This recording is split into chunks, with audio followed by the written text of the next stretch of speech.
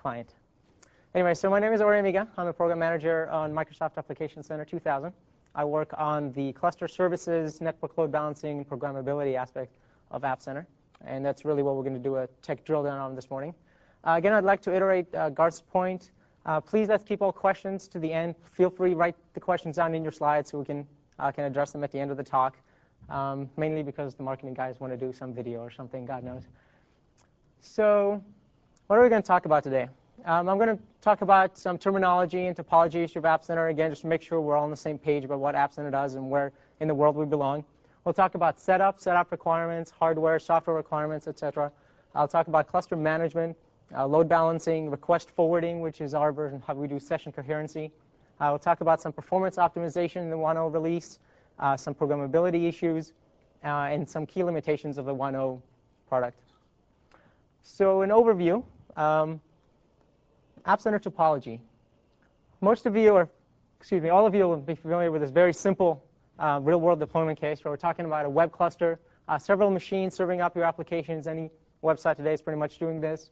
You have a firewall, router, some load balancer also sitting in front of it, and a whole bunch of clients sending you from the internet. As we saw in the previous slides, right, this is a key scenario for AppCenter. We want to manage your applications, do monitoring, logging, eventing, replication of content, etc. for those servers in the farm. Additionally, you also saw we're also very interested in helping you manage your business logic tier. This is your component tier where you may want to use CLB for doing component load balancing to your business logic tier. Those two tiers are really our sweet spot. And as we also mentioned, of course, most sites out there today are doing this as well, right? They have some cluster database tier. We will help you do some monitoring for this tier, but this is really not where our expertise are. Right? We're not helping you scale out the database, your backend tier, in this release. So just to get a bit of terminology out the way, just we know what each concept means. Web cluster will be referring to the frontier, right? The set of servers serving up your applications on IaaS. Your cluster controller is a machine in the cluster that we've deemed as the ultimate authority with respect to content and configuration for that cluster, right? At any one point, the cluster controller in that cluster owns that configuration, owns that content. It's going to make sure that all members in the cluster look identical from that perspective. Cluster member is any machine in the cluster that's currently serving content and listening for changes from the controller. It can be promoted at any point in time to be the controller if you so desire. That can be done both via the UI and via command line or APIs that we'll provide. Additionally, we have COM+ application cluster. We'll refer to that as the business logic tier. The same concepts apply if you use AppCenter to manage that tier. Right? You have a cluster controller and a member and a bunch of member servers. So what am I going to talk about today? For the next hour, hour and a half, right, we'll leave about half an hour for questions. I'm going to go on and on about cluster management, our cluster services. Again, let's not confuse that with Wolfpack. Right? We have our own cluster services we write and ship. About the management consoles for AppCenter. I'll spend a little bit of time on that. You've seen those. Those are not terribly interesting from my perspective. We'll talk about cluster configuration and security for the clustering service. We'll talk about load balancing. We'll talk about how we manage NLB, what we do for you in terms of managing NLB and configuring it and installing it for you. We'll talk about how we integrate the third-party load balancers. It's very, very clear, right? As Garth mentioned, a good 80 to 90% of the market out there is owned by sort of large load balancing OEMs. Some of you are here today, so we'll talk about how we play in this space and how we help you integrate. We'll talk about request forwarding, which is a feature we have for session coherency and allowing you to publish DAV and front page and all sorts of other stuff and doing web-based administration for load balance clusters. And I'll talk about COM+ load balancing. Lastly, I'll talk about programmability. I'll show you our command line that we're shipping in the 1.0 product. I'll mention a bit some work we're doing about a future WMI provider for AppCenter. Not going to ship in the 1.0 box, but I'll talk about our design for it, what the goals are of that, how we can from script securely and remotely administer and plug in all these great things into AppCenter. Maybe we'll talk about the REST kit if we get to it. We'll talk a lot about WMI and how AppCenter plays in the WebM initiative. Right? I'm sure most of you are familiar, if not all of you, with the web-based enterprise management standards. So that's it for overview. Mentioned a bit about our hardware software requirements for this release. One of our key design goals in AppCenter, as Garth mentioned, was to make this migration to AppCenter, deployment of AppCenter as simple as possible. We don't want to require you to have any special hardware, right? No special desks or RAID disks. There are no special networking equipment. So none of that. Anything you have today, you should just be able to plug AppCenter and go out of the box. Right? We do have a plus 32 meg requirement on top of what Win2K Advanced Server requires today. So if you look in the Windows 2000 Advanced Server box, the minimum hardware requirements are like a P166 with 128 meg of RAM. I think it's a joke. But we require 32 more meg for our services. That's our replication service, our clustering services, our reliable name resolution services, MSDE that we use for, which is SQLite for doing all our database logging, allow you to data mine all that stuff, and a couple of other services that we run. In terms of software requirements, we will run on Windows 2000 Server, Advanced Server, and Data Center. We do have an SP1 requirement, which will probably ship on the CD, minor detail. However, we do not require you for this release to have an Active Directory available or a Windows 2000 domain, which is, a lot of our customers said that may be a problem. We don't know how many of them will have these available on the web tier, so we're not going to require you to do that. Although if you'd like to integrate into it, if you'd like to do cluster member publishing to the directory and that, obviously you're free to do it, so any of our customers want to take advantage of that. Clearly, we don't support Wolfpack on this tier. That is, AppCenter is not designed to scale out Wolfpack clusters. Right? If you have clustering service installed and using it for failover, this mainly belongs around the back-end tier. Our whole story altogether. So to actually build an application center cluster, our requirements right now are a very well-connected network. That is, for members within the same cluster, right, we do not support having them on separate WANs. And it's like you can't have a member of the exact same cluster in a cluster in California and one in a cluster or part of the same cluster in Japan. However, if you'd like to do deployment or publishing of content, if you want to deploy to multiple clusters and multiple clusters that can work together, that's fully supported. Right? We do deploy through WAN and all that goodness. But mainly for reliable name resolution stuff and for other cluster services, components that we have, we do require to be right there next to each other in the same physical segment. If you want to do an NLB cluster, right, NLB is Windows Load Balancing Service, WLBS renamed, basically, the one that ships in Win2K.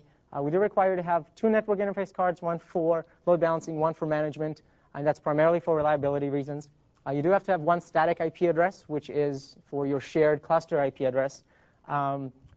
Obviously, it's only supported on Ethernet FD, as you know, and you must be on the same physical subnet because of the way NLB does heartbeats, right? They send these Ethernet-level heartbeats. And we'll drill down into NLB fully.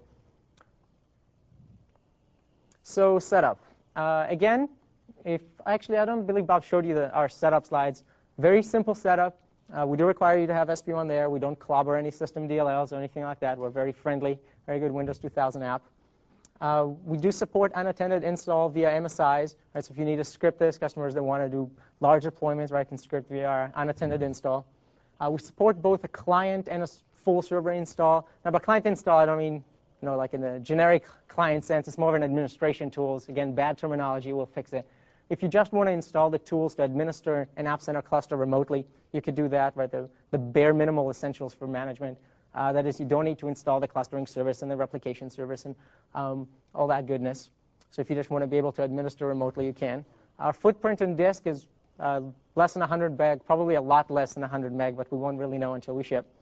At this time, you cannot select any custom components during install time.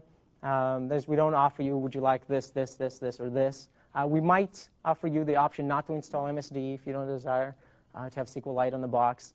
You can't take out separate components during install, but you can always disable them at a later stage. That is, we do a full install, and if you want to turn off performance monitoring, if you want to turn off performance logging, if you want to turn off SQL Server logging, that's all available to you later via the UI or via other tools that we'll supply. So basically, it's minimal requirements to get up and running. It's very, very easy to install. It's painless. We don't have any hardware strict requirements or networking equipment. It's basically any web cluster out there. We've done preview with about 60 or 70 customers. Just AppCenter out of the box, slap it in, it just works. So cluster management. In terms of cluster management, I'll talk about things like group services. That is cluster creation, member addition. How do you remove servers? How do you add in what technology we use to keep group membership?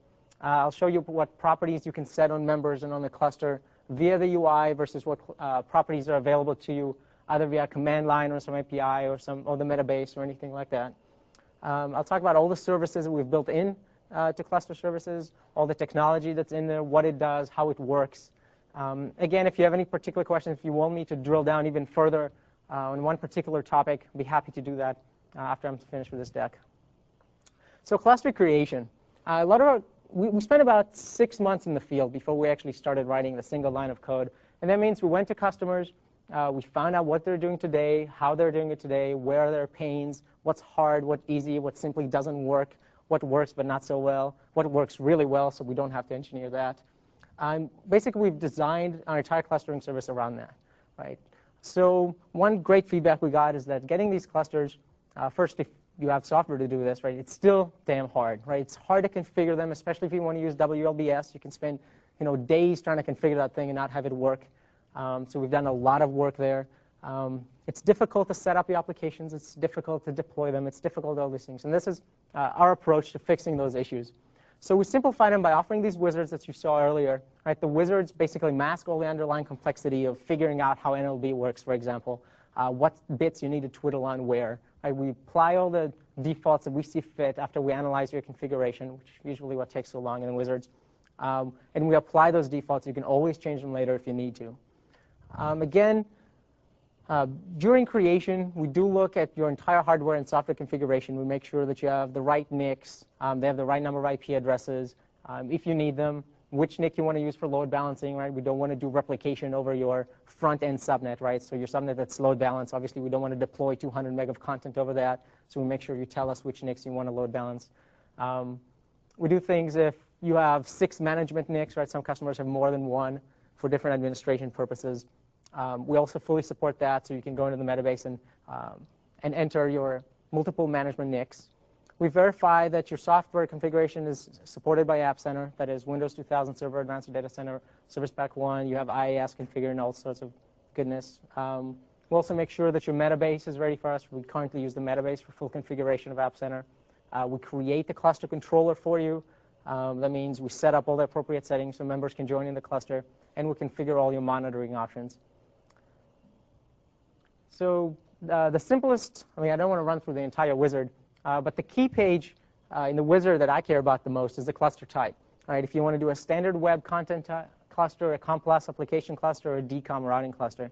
Now, at this time, DCOM routing cluster and actually standard web cluster are basically the same thing. All the DCOM routing cluster is really allows you, it's a way for you to tell us that you specifically want to have a component tier, right? A business logic tier that you want to manage. But technologically, the first and the third one actually work exactly the same. So we're trying to figure out how to simplify this even further and not have this type of confusion, because a lot of people are like, well, why do I want to set up a DCOM router separately? And I'll drill into that. The COM+ application cluster is specifically for that business logic tier, right? Which means you're probably not wanting to use NLB or WLBS on that tier. It doesn't make any sense. You want to use CLB. And you probably don't want to use other types of load balancing on that component tier either. So once you select which type of cluster you want to create, we offer you the ability to select what type of load balancing you want to apply to that tier, third party, and we will list the supported third parties load balancers in that wizard for you. Just pick it and go. And we're going to be doing a lot of work with third party load balancing OEM to make sure that all works seamlessly for you. And basically, you finish this wizard and it just works. Right? Once you're done with the wizard, we've shown you the MMC snapping that we have and the web shell that we have. Now, they're for two very different purposes, right? The MMC snapping offers you full functionality, remote administration, for any component in AppCenter, right? You can add or remove members, promote members to be the controllers, set all the cluster properties, et cetera, and configure your applications, right? So all the cluster management stuff is available for you via the MMC snap-in, status and performance views, configuration, events and monitors. We will link in the IES snap-in, the COM+ snap-in, and HealthMon, which you'll see a lot of today. That is a great tool. And you can also launch that snap-in NT4. Right? That's our current plan. The web shell, on the other hand, does not offer you full functionality. Right? This is much more geared to be an operator's view. Right? So an operator could look at the status of the cluster, look at performance data that's aggregated across the cluster. You can perhaps reboot a server and reset some monitors on it, start synchronization. But you cannot create a cluster from the web. You cannot add members for a variety of reasons, both for security and because it's technically very, very hard to do that when we have to tear down network connections to configure your NICs. We also don't link in other snap-ins, right? We basically build our own version of the snap-in on the web. We do require IE5 to have there just because of the type of components we use. So the main console, typically when I give this presentation, I like to point to things. Unfortunately, this thing is monstrous, so I can't do that. But as you can see, you saw the left pane, right? It's basically a scope pane showing you whether you're managing the cluster, managing a member, looking at events, monitors, etc.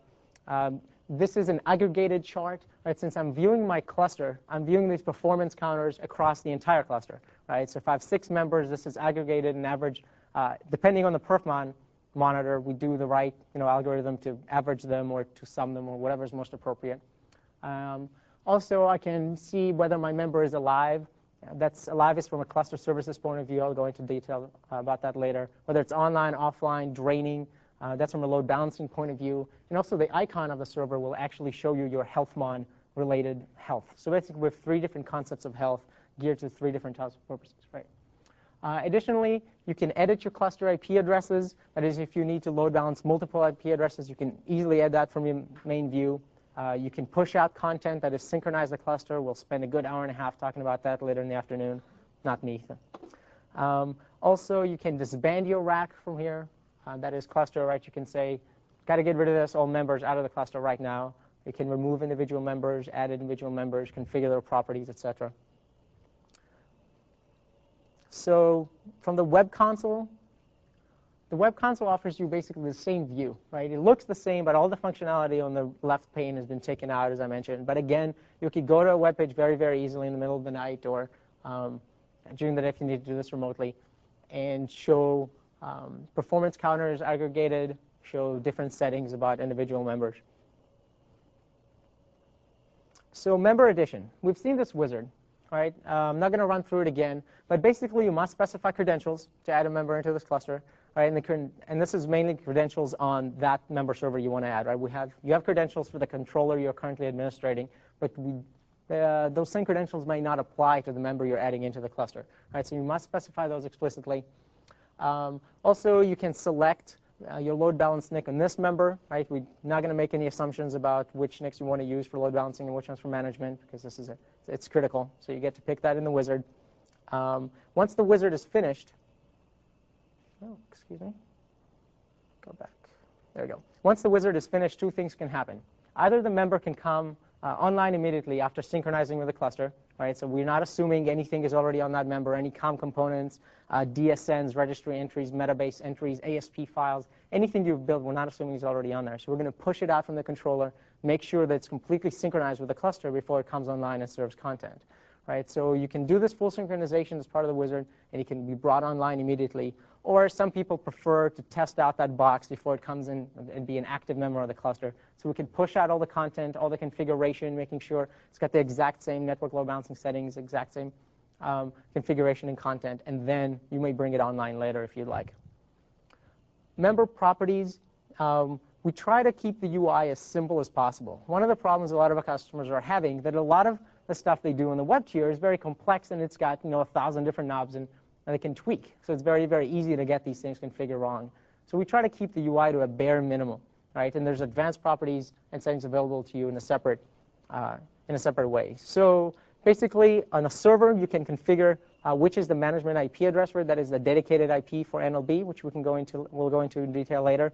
We can also configure that relative weight for this member versus all other members in the cluster. So if I have 2 members in the cluster, one is a quad P3 550 Xeon with a gig of RAM, and one is a P2, I obviously want them to take on different amounts of load, and you can adjust this weight, both from the UI and from the command line if you want to do it programmatically. For cluster properties, so basically as you saw, for member properties, we keep it very, very simple for you. For cluster properties, you have a bit more flexibility in terms of, right, you can name your cluster, give it a description, set the automatic synchronization setting, that is, how often do you want to push out complete sync to the cluster. We also do change notification and on-demand deployment of this content, right? As soon as something changes, we'll push it out, both in terms of configuration and content. Martin will go into a lot of detail about this later. You can also pick the affinity for your cluster. That is, you want to use single affinity, Class C affinity, or no affinity, and I'll talk about that in detail later. And finally, the advanced button will bring up this page, which discusses session coherency. And this is whether you want to enable our request forwarding feature for ASP sites or only for ones that are using cookies, et cetera. And I'll go into detail about that as well. So that is basically it. We have one more pane, which is the component services pane. This is where you can enter in members you want a component load balance to, right? So if you have a business logic tier, those sets of servers can show up in here. You can both do it manually, or you can do it automatically from the command line. We have some great tools for you there. All the advanced properties, basically, as you can imagine, a product like this has tons of knobs and tweaks you can twiddle with. We mask those away from the user. We put these all in the metabase, and we'll have APIs as well to get at many of these. And things like our reliable name resolution service fall in this category, our time synchronization service, management NICs, request forwarding, and all that goodness is tweakable, just not via the main UI. Simply customers haven't asked for it. So let me spend a bit of time talking about, this is a dense slide, about what clustering service actually does in AppCenter. Right? So these are the key features we've built into cluster services. I'll just go through them. So group membership is very, very obvious, right? All clustering solutions have group membership services. That is, services that allow you to create this notion of a group, a notion of a cluster. Services that allow you to add in members, remove members, set their properties, query their state, set their persistent state, set their transient state, right? Some state remains as you reboot a machine. Some state is only when that machine is online. So obviously, we have a full set of configurable cluster services APIs. They won't be exposed to customer in the 1.0 product, but for OEMs and ISVs, we'll be talking about what kind of integration we'll be doing in that layer. We use XML a lot to configure this stuff. Our cluster services a lot of time takes in XML blobs and spits out XML blobs to help with configuration. Additionally, cluster services takes on all the functionality of load balancing management for AppCenter. Right? We have one central component that you can abstract away from how you're doing load balancing. So whether you're using NLB or whether you're using a third-party load balancer, whoever, our UI or other components that call into these services, right, they don't care. It's abstracted away from them. So in terms of load balancing, our cluster services knows how to take machines online and offline with NLB. Right? It knows how to bring them into a cluster, again, remove them from the cluster from a load balancing perspective versus an AppCenter cluster perspective. Right? It's very different. It knows how to set their current state, how to query their state, how to return that via WMI, how to set their NLB weight. All that functionality is built into our load balancing management component. Network settings propagation, one of the key things in AppCenter is that we've got to keep the configuration across all the machines in the cluster consistent. That is, at any point in time, everybody must look exactly the same for all practical purposes. Right? It's this notion of homogeneous clusters. So in terms of network settings propagation, if you add an IP address to the controller, right, you have a new IIS site, and it's got its own IP address. You add that IP address. We do change notification, then we immediately get notified that you added it. We'll propagate it instantly to all members in the cluster. If you change your DNS server for that particular controller, if you change the subnet mask, if you tweak any of these settings that must be identical across all the machines for things to work, we do both change notification and we do periodic sanity checks. That is, every X amount of minutes we'll go out and make sure that everybody in the cluster still looks identical. So just in case, if we did miss a change notification, if somebody did tweak a bit on our nose that we didn't notice, we'll do sanity checks to make sure it's still everything just works. Cluster heartbeats. We have this notion of like 3 different types of health. Right? There's your load balancing status health, going from are you online, draining, or offline. We have this notion of from HealthMon, which we'll talk about later. It's a monitoring solution. And then we have this notion of health from cluster services point of view. And cluster services sends around these heartbeats. Unlike NLB, which is at the Ethernet level, we send just plain pings to these machines in the cluster to see if you're still there. Can I still talk to you? Can I still push content to you? Can I still push network settings propagation to you? Right? And we aggregate that, and there's one single place you can go to and query the state for every single member in the cluster. We also do this thing called reliable name resolution. And the reason we did this is because a lot of customers today are using DNS and WINS for the name resolutions for these clusters. And the problem is if your DNS server goes down or your WINS server goes down, right, this is no reason for your entire web tier to go down. Right? It has nothing to do with it, and the web tier just must keep working flawlessly. So what we do is we register the special NetBT, NetBIOS-based name on your management NICs. Right? We don't have to do this if you don't want to. Right? If a customer does not like NetBT, has something against binding that to the management NIC, that's perfectly fine. Right? We don't have to use it. So we bind this NetBT name, and we do, it's almost broadcast-based name resolution between cluster members. And this allows us to do several things. Right? Now, we're much more fault-tolerant with respect to name resolution. We also can make sure that when we do name resolution, if your machine has, let's say, 60 IP addresses or even 2, right, we must make sure we're communicating over the backplane. Right? So all our customers have this notion of a backplane and front plane. Front plane is where traffic is load balanced for the web tier, and the back lane is where they do management. Right? They don't want replication and all sorts of management traffic going over the load balance subnet. So to avoid that, we do our own reliable name resolution to make sure these things do not interfere with current operations, and that we're much more fault tolerant. Cluster time synchronization. This is primarily for our logging and performance monitoring components. The reason being, all these machines log stuff locally, right? We also aggregate that on the controller. Now, if machines are logging at different time zones or even different times, one machine is off by 5 minutes or so, and when you try to aggregate that, chart it, and do some analysis, it doesn't make any sense if they weren't logged at the same time, right? So what we do, if you're not using your own time synchronization service, right, you may very happily use your own. If you're not using Active Directory to push down time, we will take care of this for you, right? Periodically, we will sync the time, and we'll make sure that everybody's going to go on the same page. Again, you can turn this off, or you can set, or additionally, sorry, this is not or, complementary to this, you can set the cluster controller to be sucking time from, like the military, or an atomic clock, right? You can use RTS and all this goodness to set the time on the controller, and we'll push this out to all the members. Persistent state management, as I mentioned earlier, this is all done through the cluster services. Persistent state versus transient state is state that remains around once the machine is rebooted or some catastrophic failure and you have to restart the cluster or something like that. So persistent state versus this concept of transient state. Imagine a machine is temporarily offline because a monitor took it offline. Right, this is a temporary state. You're just offline because something is currently wrong. Right? If you reboot, we'll try to bring you online immediately. Right? You're still part of load balancing. You're still an active member of this cluster, but you're just temporarily down. Right? All the topics management is transparent to the user and taken care of for cluster services. Integration for app monitoring and load balancing. Right? We do some smarts in there to talk to our monitoring component or another monitoring component if you have. For example, if monitoring says this machine is currently dead, right? One of the hard drives has failed, it should not come online. Before we try to bring you online to the load balancing, before we try to make you serve content, we will make sure that the monitoring component says you're okay. Right? So we'll check if you're alive, we'll check if you can be brought into load balancing, and we'll also check with monitoring to make sure that it says you're healthy and good to go. So if you have an application, for example, that it works, but all of a sudden your monitoring component decided that it sees a 404 error, right? Some page is not being served well, right? There's no way to know that at the network layer from our heartbeats or NLB heartbeats or anywhere else. But your monitoring component can monitor that page and see an error occurs there. And say, if an error is occurring on this page, do not bring him online or take him offline, right? Cluster service is aware of these type of things. Roll-up of server health, again, on cluster services can roll up all this content from across the cluster. You don't have to go to individual members to get this stuff, and our UI takes great advantage of this.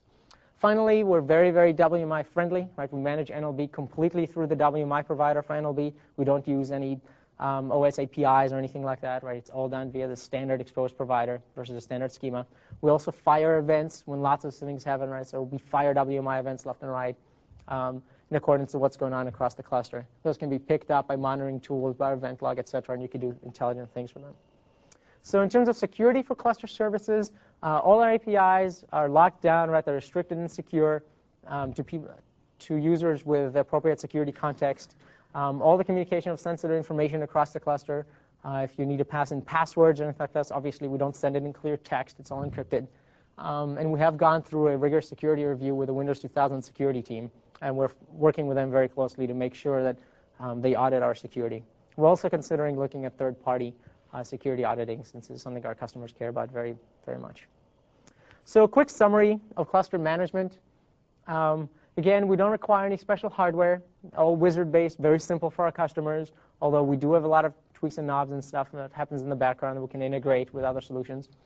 We have simple cluster management, right? You can see stuff in the UI, right-click, bring a member online or offline, or add him to the cluster. Full-featured MMC snap-in. This is also if you need a full-feature remote, right, and you're at home at 3 o'clock in the morning, you can easily VPN in and still use the MMC snap-in. Or if you prefer to have the web console available to you, that's okay as well. We have the operator-geared view from the web console. We do have advanced clustering features and tweaks. You can go through the Metabase or some other API. And we are very WMI friendly. So to drill down a bit about load balancing, I'll talk about our goals with respect to load balancing. I'll talk about the scenarios that we see are most important for our customers in this release. I'll drill down on NLB, how it works, how we manage it, etc. Learn about what we can do with third-party load balancers, session coherency, this notion of cluster of clusters, right? If you really want to have very large clusters, most people don't want to have 150 machines in the same cluster, but much rather have 10 clusters or 15 machines, for example. And I'll talk about CLB. So in terms of load balancing goals, when we approached this problem, went to customers and did some research in the field, the key thing we found out is we don't want you to have to re-architect your current applications, right? We shouldn't force customers to go and re-architect their components, re-architect the way their apps work so they're load balancing friendly. Yes, there's a few things you can do to maybe enhance performance or make things work a little better. But 90 to 98% of the time, we should just be able to scale out your application as is. Right, so migration to a cluster scenario versus a single server scenario should be no more than a bunch of tweaks, and if that. Right, there's absolutely no rewriting that we want to force customers to do. We do also we're looking for exceptional performance and scalability. Right, we want to ride the PC economics curve. Right, so as you add a server, we want it to be as near to linear as possible. Right, nobody's going to claim being able to do linear scaling, but as close to that as possible is goodness.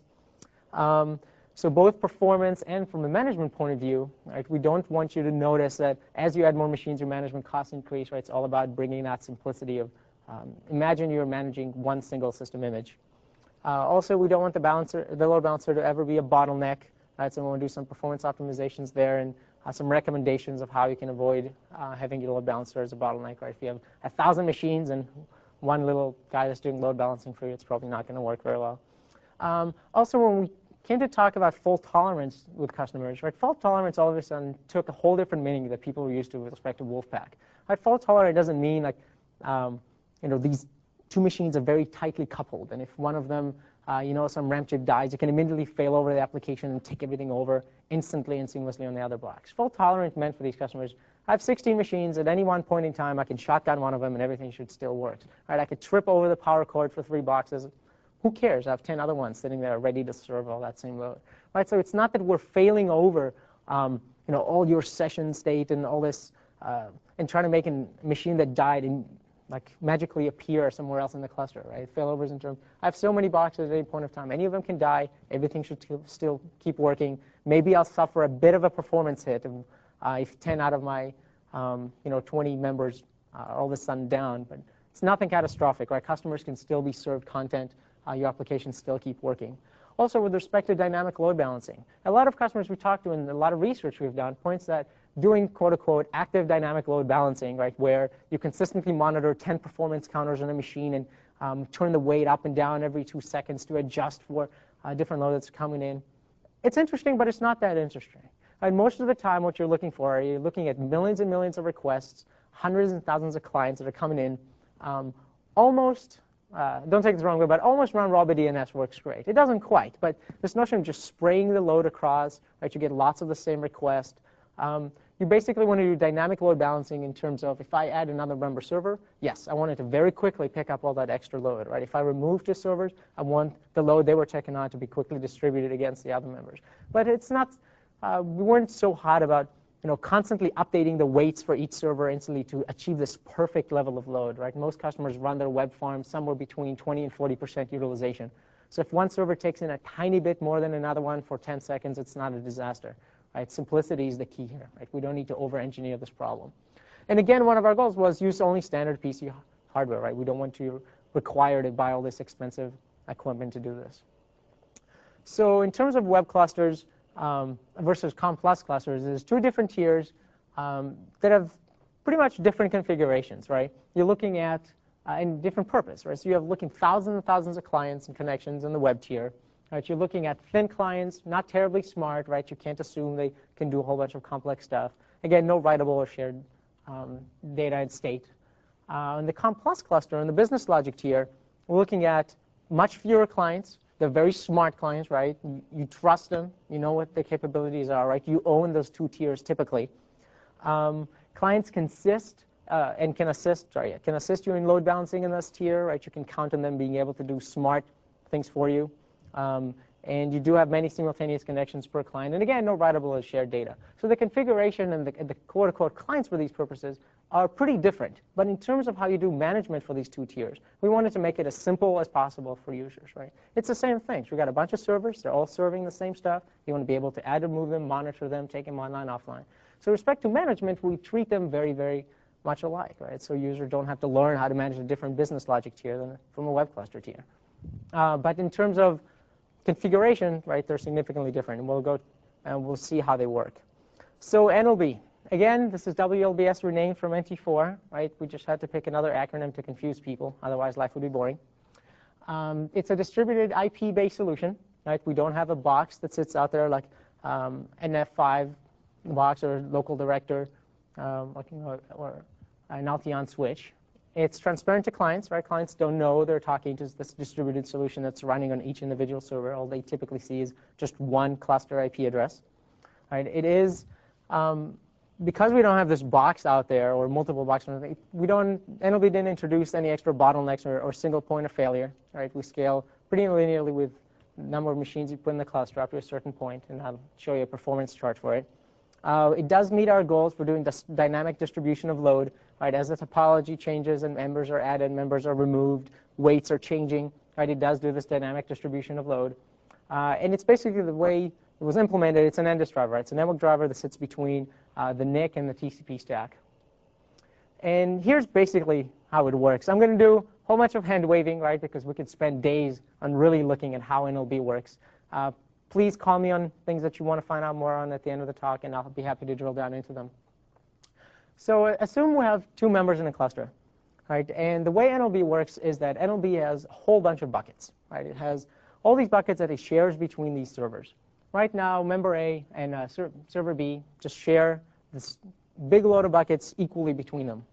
What happens is a request comes in, and because of the way NLB sets up itself, what it does, it replicates the MAC address of the controller across all the members in the cluster. So all servers in the cluster are sharing the same MAC address and hence listen to all incoming connections. So when a connection comes in on an IP address that they share, the request is basically pretty much picked up by every single server in the cluster. At that point in time, each server asks itself a question. It looks at the affinity algorithm we're currently using. If we're using single affinity, we look at the IP address of the incoming connection. If you use no affinity, we look at IP address and port, or we look at just the C-class portion of the IP address. And then we run a very, very fast, very efficient hashing algorithm on that piece of data. And that hashing algorithm, by nature, guarantees uniqueness when we hash it into our buckets. That is, it'll always only fall into one set of buckets between these servers. So server B ran this hashing algorithm as is server A, and server B said, oh, it falls in one of my buckets. It's my request. I will serve it. In that turn, and in that point in time, server A drops a request so it didn't hash into its set of buckets. And server B will, in turn, respond back to the client, and they'll continue communicating. Right? When another server is added to the cluster, we go into the state called convergence. Right? During convergence, all the members in the cluster communicate on the NLB level, they communicate about configuration, weights, and settings about these buckets. Server A and server B will notice, oh, there's another member in here, has roughly equal weight to us. Why don't we send him some buckets? So what they do is each of them sends them a whole bunch of buckets and configuration with respect to the port rules associated with the current load balancing algorithm, et cetera. And as soon as server C gets these buckets and converges with the cluster, they'll come online and start serving content. And after a few seconds, they'll pin off and be roughly at the same level as everybody else. Now, convergence happens at several other points in time. Convergence happens when you change weights, when you add servers, when you remove servers. And it typically takes, the NLB team will claim it takes less than 8 seconds to do a full convergence. While a member is converging with the rest of the cluster, it's obviously a new member will not be serving content until it's fully converged. So again, just a quick summary of how this works. Right? All servers listen to traffic. Only one server responds at any point of time. We have a very fast hashing algorithm. So it's very, very efficient. Takes less than 1% of the CPU, and it happens very, very quickly. We do have this concept of a dedicated management IP address for NLB NICs, which means since you're sharing a whole bunch of NICs and you're sharing a MAC address, obviously you can't connect to a machine directly if they're all sharing the same connection, right? Because you may get load balanced anywhere. However, there is one IP address that you can designate as a dedicated IP address, which will not be shared with other members in the cluster. Also, we allow for this concept of weights, right? to vary the amount of load. Basically, it's varies the number of buckets each member gets in relative terms, right? So if you have weight between 0 and 100, if you set yours to 60 and everybody else sets theirs to 60, obviously it's relative to the other setting, so it's not an absolute weight. And all the load balancing rules that you associate with the cluster are done on a per port basis, right? Not per IP at this version of NLB. NLB also has this concept of heartbeats, and it's significantly different than the heartbeats we use in cluster services. These are very, very tiny Ethernet packets that they send around every now and then. The one that can detect failure, right? They can notice, oh, this member stopped sending heartbeats, must be gone. Let's converge without him. Let's share the load that this server was previously taking on. If a member comes back online, we notice that via the heartbeats, and we can reconverge. Also, when weights change and port rules change, we'll also go into the state of convergence. So in terms of cluster services, what we do for you on top of NLB is all this stuff, right? We can install and configure NLB automatically for you, so you don't have to go through the pain of getting all the configuration of it right. We will replicate the network settings across. We'll replicate all your IP addresses across. We'll do periodic sanity checks on NLB settings and other settings as well. So even if you change them somewhere else, not via RUI, we will pick that up. We do allow you to configure the key things about NLB via RUI. You don't have to go find where to configure that in the TCP/IP properties of that NIC. So things like affinity, dedicated IP, and weight can be set directly from RUI. We also support taking those members online, offline, getting drain status on them, etc. And we have an integrated monitoring solution where we'll do the right thing with respect to monitoring when we take them online or offline. Again, this is all done via the WMI provider, so it's not real rocket science. So a lot of customers, when we mention NLB, pretty skeptical, right? It's not a hardware load balancing solution. You got this piece of software, this driver that runs on every server. It can't really work all that well. But it actually works surprisingly well, right? It's actually amazed our performance team how well it does work in real life. This is one test they've done for the Windows 2000 launch. We didn't run this in our private lab, right? This was done by some lab for the Win2K launch. And you can see up to about 16 machines in the cluster, right? They were loading this cluster with tons and tons of traffic, pretty much banging the CPUs at 100%. With less than 1% NLB CPU utilization, right? Sometimes it can be between 1 and 2 if you have 30 machines plus or something. You can see up to about 16 machines in the cluster. The overhead you're presenting in terms of making load balancing decisions is relatively small, right? But as soon as you get out to something like 30 boxes, and I should have mentioned, NLB does not support more than 32 machines in the cluster. It's a limitation of how they do host priorities, right? Host priorities only range between 0 and 31, actually 1 and 32. But it's a minor limitation. Most of our clients never actually want to do clusters this big anyway, right? Most people want to do, take Microsoft.com, for example. Microsoft.com runs 6 clusters of 6 machines each, right? 36 machines. A lot of customers stick between the 6 and 16 range, right, for these clusters. Hardly anybody does 30 machines in one same cluster. So it scales relatively nice, right? So at 32, yes, you can see not a tremendous, but a significant performance overhead for NLB.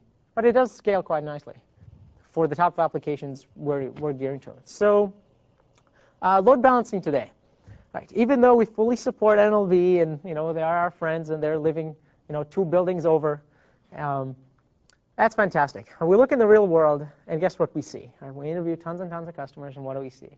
We see F5 Networks big IP boxes everywhere. We see Cisco local director boxes everywhere. We see Alteon switches everywhere. We see AeroPoint devices, right? And you know what? That's awesome. These devices work great. They scale fantastic. People love them. A lot of people use them. And we don't want you to throw them away by any means, right? We want to be able to play very nicely with these devices and integrate our solution with theirs to offer the best added values for customers. Right? It makes the most sense for us. It makes the most sense for customers. And the thing is, right, we do support NLB very closely because imagine a lot of new operations that haven't decided to spend the $5,000, $10,000, $30,000 in a hardware load balancer, or even a hardware and software combination of a load balancer. They can basically install AppCenter and out of the box have a load balancing solution. Right? So we're not by any means touting NLB as a competitor, a serious competitor for the big IP box or for local director or Alteon switches, right? Nobody in their right mind today will take their entire operations and convert to this, nor do we want them to. All right, so we're going to be spending a lot of time Obviously, it takes a bit longer for us to work with OEMs and load balancing vendors, so we couldn't do as a tight integration job with these load balancers as we could with NLB since they're next door to us. But we are fully committed to supporting these scenarios, and we're very interested in making these scenarios work very well for our customers. So what are we going to do in the 1.0 release? And I'm going to give you this plan of record that we've had for several months now, but we will be drilling down with individual load balancing vendors into what we can do, what's the next step, any plugins we can write, what kind of integration, really close integration we could do with them. So I'll give you a high-level overview, and can drill down into details later. Basically, we're very big on supporting WMI. Right? It's a great way to interop. It's a standard. It works very well. It's very easy to plug and play with other vendors using it. So what we're currently doing is we're firing a whole bunch of WMI events. And I'll show you a list right after this slide. I'll show you right now. Right, we fire events on cluster creation, on when a cluster is disbanded, when a member is added, when a member is removed, when a member needs to go online or offline or change to dead or alive or something like this. And this can come on different levels, right? A network layer, it may be dead or alive, again, from an application layer. And we really want to expose this information to the load balancer, right? Because there's only so much an Alteon switch could tell you with respect to health of something, right? The Alteon switch has no idea with respect to my application COM component all of a sudden doesn't work quite right, or I lost this connection to some backend database which is failing my application. But there's not too much application level, that's sort of layer 6, layer 7 intelligence built into that switch.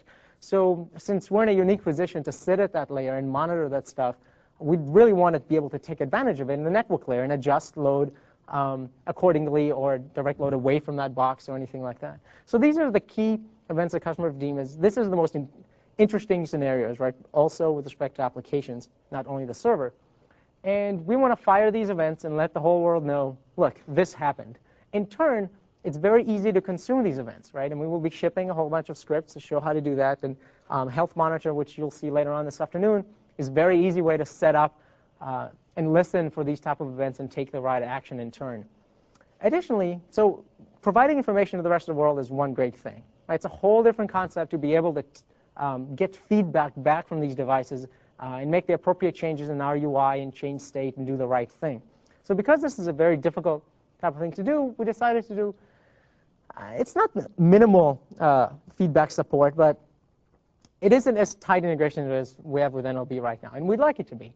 Right? So currently what we do is we have a very simple WMI class, which I'll show you in a second. We're going to make it public, that customers or vendors, OEMs, whoever, can implement a version of this class, either a full WMI provider or even just a simple instance of it that lets us know the bare minimal information about this device. So if you have a load balancer, if you wrote your own, some customers write their own load balancing algorithm, or if you use a third-party device, you could tell us, does this device support online? Does it support going offline? Does it support informing us of its state? Does it support getting status information from it? What's the name of this device? How can I contact this device? And things like that. And we will, in turn, look at this MOF, look at the schema that you provided, and change our UI accordingly. Right? If your load balancing device doesn't support going offline from a remote call, for example, we won't try to do that. Right? We won't show you state for the load balancing device if it can't inform us of it. Right? That doesn't make much sense. So once we can expose these events, and we'll also give you this way of telling us what you support and this property that you can set to inform us of status of that current device or a server. So yes, you can expose capability bits, and we're going to leverage Health Monitor to perform custom actions based on these state changes. So let's look at this is almost a simplified version of the class we're going to expose. We're also going to work very closely with these load balancing OEMs to make sure that we've taken care of all the information that they want to expose to us in this release. Right? Moving forward, we'll have much more integrated support. But this is the basics, right? This is as simple as it gets. You can provide a name for a server where this load balancer is running, a GUID for it, a current status bit, which tells you are you online, offline, or draining, right? The 3 key statuses people care about. Nothing terribly extensive.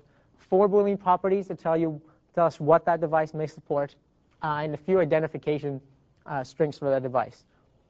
And I can show you. I'm going to show you a quick screenshot of how you can plug this in as a customer. Right? From an OEM point of view, again, because these devices work very differently in the way they do management, remote management is very different. I'm not going to go into great detail here. I'll be following with the load balancing OEMs individually. So how would a customer go about setting up this out of the box, right? We haven't shipped any direct third-party load balancing support or anything. Well, how can they take their existing systems and take advantage of this? Because we really want them to. So right now what they could do, this is a snapshot from HealthMon, and you'll see the full-blown application later on. It's really sweet. Basically, all I've done here is I brought up this page. It's almost a wizard-like thing that lets me watch for WMI events. So what I'm saying here is, in the Microsoft ACS, that stood for Application Center Server, we changed the name 6 times since then, I'm watching for the ACS cluster topology server added event. That means the cluster topology has changed. We've just added a new server to the cluster. And now a customer would like to, in turn, add that server to the load balancing loop of whatever load balancing solution they're currently using. Additionally, you can see the properties listed there, right? You could tick off which properties you're interested in sucking out of that event, like IP addresses, virtual server name, real server name, whatever you're interested in. And in turn, what you do is you set up a command line script action.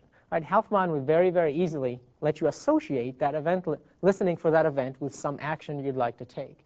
In this case, I've written a little exe, or we've actually a bunch of scripts to control different load balancers, for example. And basically what I've done, this is just a sample, load balancing add server.exe, or I actually use load balancing add server.vbs. It's a little script file that lets me add members into the load balancing loop. I pass in a bunch of parameters from the event, like the member server name, like I can bind it to some virtual or some real server, and the IP address I want to load balance. It executes it and returns me an error value that says it's worked or not. If it hasn't worked, I can be paged, I can be emailed, I can leave the member offline, I can do whatever. But it's very, very simple to make these type of associations for customers. This is the pane that actually allows you to associate the action with the event you listen for. Click at that little star, you basically drop down the 2, and it's the end of it. So that's as much as I'm going to third-party load balancing at this time, but we can drill down obviously later. Let me talk a little bit about our request forwarding feature. So request forwarding came about primarily from, I'm not sure, most of you are probably familiar with this problem, the AOL session state affinity and proxy farm problem, right? AOL has this monster 1,000-server farm of proxy servers where clients come in from, and they can get load balanced to different servers during different connections. And a lot of our customers are suffering a lot of pain from this because maintaining session affinity is very difficult when the proxy server keeps changing, because they can't just look at the IP address of the client that's coming in, because that may change as the proxy server changes, etc. And people, get load balanced to different shopping baskets for these type of reasons. We even have a customer that 60% of their traffic comes behind an AOL proxy farm. That causes a lot of headaches. So partially solving the session coherency for dynamic content problem. Also looking at front page and Dove publishing. Like when you publish to the cluster, you must always publish to the cluster controller, because that's the authoritative copy of content. Right? If you publish to a member, that's going to get overridden immediately, because we say, wait a minute, that content doesn't belong there. Controller doesn't have it. So making sure, even if you publish from a load balancing side, right, that you're making publishing requests, how do you ensure that gets to the controller? We do it via request forwarding. Also for web-based administration, if you need to administer the cluster remotely and you're coming from a load balance end, how can you make sure that the request does indeed hit the controller for doing the management? We'll help you with that. And also go into the concept of being cluster topology aware. The way we implemented the request forwarder, it's basically a nice SAPI filter that runs in proc to inetinfo and extension as well. So again, a quick animation, lots of hand waving. We could drill it down into this later, of how the request forwarder works. So right now I have my web cluster with 3 servers, proxy farm, we won't mention whose proxy farm that is, and a whole bunch of clients. So let's assume the client 1 with this IP address makes a request, gets load balanced through proxy 2, through the net to our cluster, gets load balanced to server C. In turn, server C, there are a SAPI filter, which is extremely efficient actually, very smart SAPI filter, picks up this request and asks a bunch of questions. It's very complex logic. I'll briefly summarized it here. So we ask things like, am I online? Right? Just because I can accept the request doesn't mean I should be serving it, right? Because you can take a member offline and not having serve those requests. So if I'm not online, I'm not going to pick up this answer. Are you requesting an RQFW file, for example, which is our request forwarder configuration file? If you're doing that, that's probably a security hole, and nobody should be requesting this file directly. We'll log a security event. It's just an example of one thing we do. Is this a single node cluster? If it's a single node cluster, it's highly likely I don't need to forward this anywhere unless I need to forward to another cluster. Is an OCF list present? OCF is out of cluster forwarding grant access list, which for security reasons, we must make sure that we always forward to machines we know and trust, so nobody can spoof it and make us request forward a packet over to like a CEO PC or anything like that, right? Am I already forwarding this request? Is this a front page or Dove publishing request? Am I allowing that? So all these questions get asked by server C. In turn, server C says, no, it's a first request for a simple ASP file. I'll just serve it. And the ASP file starts some ASP session state and stores it on server C. In turn, server C will reply through the proxy server very happily to the client and send over a little cookie. The cookie contains the GUID of the server and where the request was instantiated. Right? So we don't send over a server name or anything like that. It's a huge, monstrous, ugly GUID that we embed in that cookie. Now let's say the client makes another request. This time we got load balanced through proxy server 1, 4444. And because the IP address changed, our hashing algorithm has hashed this request to server B. Server B again picks up this request via the SAPI filter and asks a whole bunch of questions. Again, am I online? Is it secure to forward, et cetera, et cetera. This time it notices there's a cookie present in the request. It looks inside the cookie and says, oh, there's a GUID. Let me verify this GUID. So it verifies the GUID that indeed it's a valid GUID. Nobody's trying to spoof it or anything like that. It then looks and says, is this my GUID? Should I be serving this locally, or do I need to forward it? It says, look, it's not my GUID, but it belongs to server C, which is part of my cluster, and I'm allowed to forward to this machine. In turn, I will forward the request to server C, which will serve it locally, and pipe the request back to me. This is done all on the back plane, right, to alleviate some traffic off the front plane and to be able to identify the machines individually. So I get this request back on server B, and I just pipe it right back to the client, totally transparent. Right, this works for if you want to do publishing and we need to forward to the controller, if you have dynamic content you're sensitive about and want to forward to a particular machine, if you need affinity for your ASP session state. One limitation that this has, before I get into the cluster of clusters, is that we only support one SSL site for the entire cluster for request forwarding. The reason is it's very, very difficult. It's complex to request forward SSL traffic. Not only is it extremely expensive, but sometimes we need certificates to decrypt the session. We need to decrypt the packet that you sent in to look at the GUID. Now, if the GUID is encrypted inside the packet and we don't have the certificate to decrypt that, we can't look at the GUID and then we don't know where to request forward. So there's several problems associated with doing this. However, most of our customers actually, none of our customers have said this was a problem, because nobody in their right mind does SSL sessions and keeps a whole bunch of state in memory, right? They all store the state in a SQL server or somewhere like that, where it doesn't matter which machine you got load balance to. So this is not really a problem. Just thought I'd mention it, though. So cluster of clusters, if you have multiple clusters in your enterprise, how do you maintain this grant access list? How do you make sure we don't do any bogus requests or anything like that?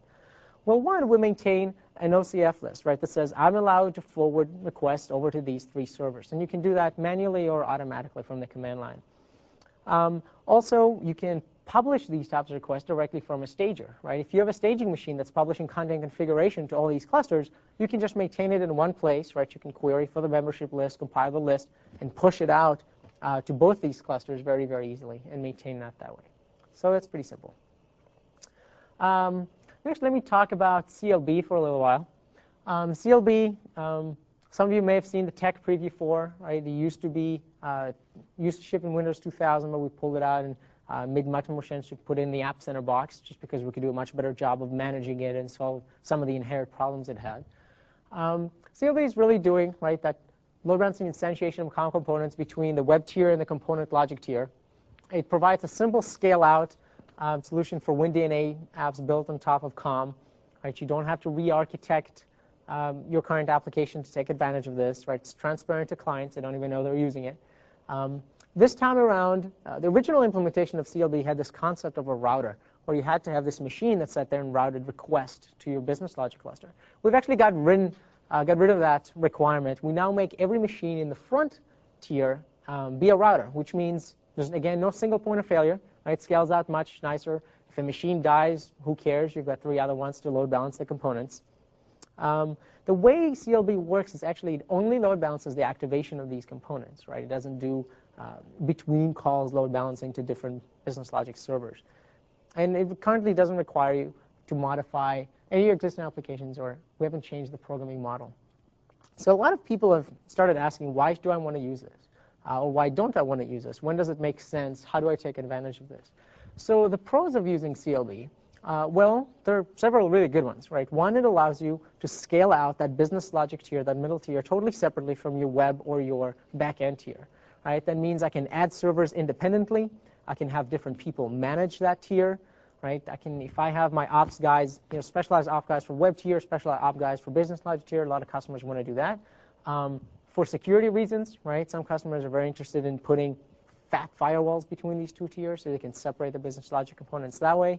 There's a lot of advantages from a management point of view to doing this.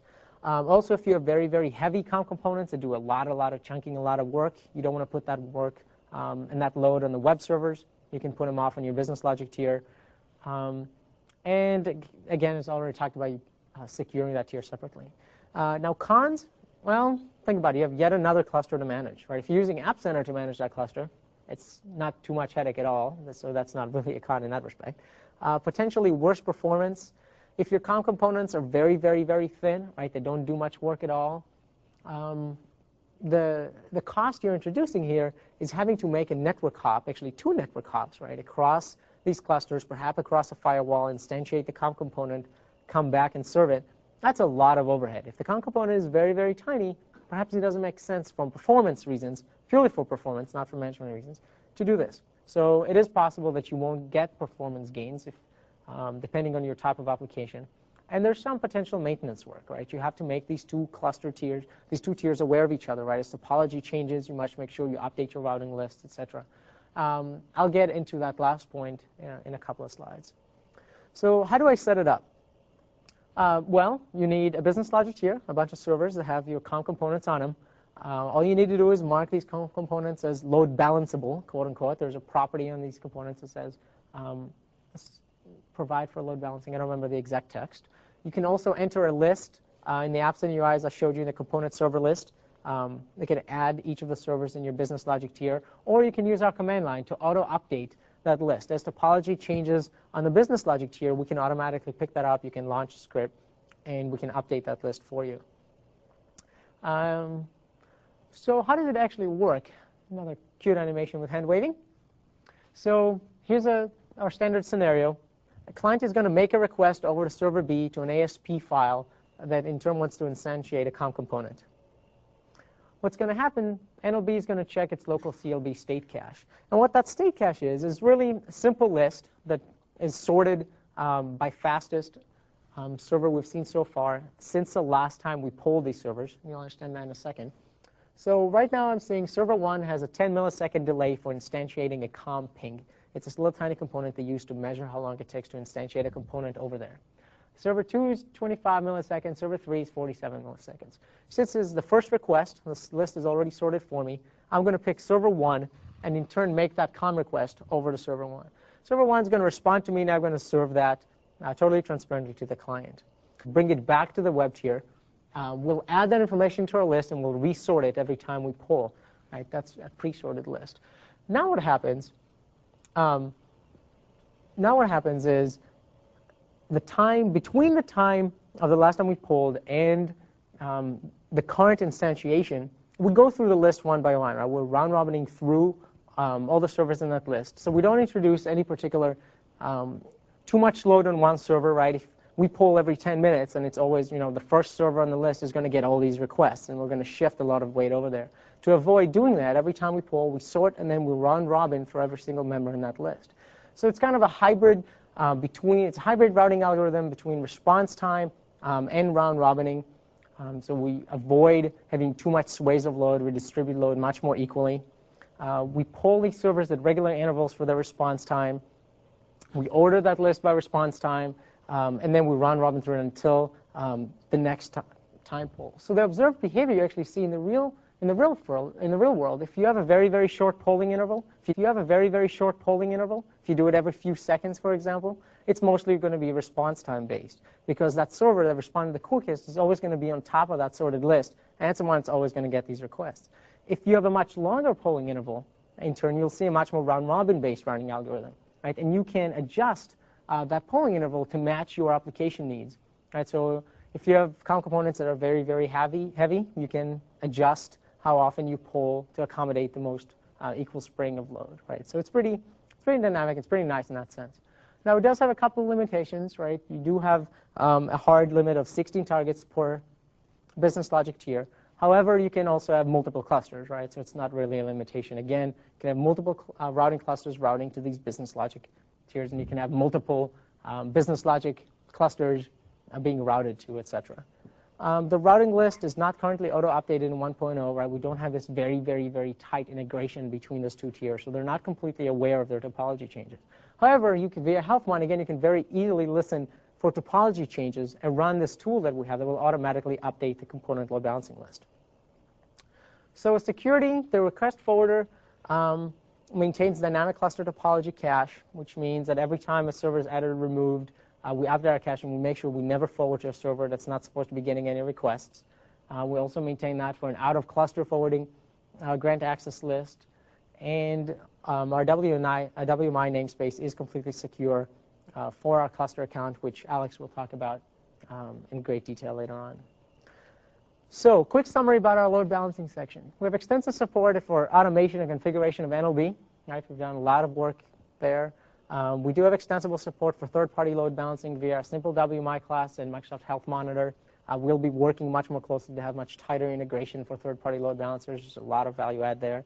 The request forwarder is used for session coherency, for publishing and web-based administration, and we do support management and deployment of CLB technology in AppCenter clusters. The final section I'm going to go and talk about is programmability. This is really from a customer point of view rather than from an OEM and ISV point of view. Again, we can follow up individually on that. I'll start by going through our current command lines customers can take advantage of. So the command line is called ace.exe, some name UE came up with, and offers 4 different key functions. We have the cluster command, which allows you to set the member as a controller. That really allows you to do failover manually, right? We don't do automatic failover for very good reasons. It actually turned out to be extremely difficult to do automatic failover. Right? Imagine a scenario we have 6 machines in the cluster controller started deploying content, and all of a sudden you tripped over the power cord and it died. Right? It's very, very difficult to determine how much content went to each member. And depending which member you pick as the next cluster controller will determine the state of that content and configuration. Right? So if server 6 didn't get any of the new content and you promote it to be the new controller, it's going to wipe out any changes that have been made to server 1, 2, and 3, for example, if they got some content. Right? If you promote server 1 to be the new controller and it has the full content configuration, it will pick that up and immediately update everybody else and everything will be great.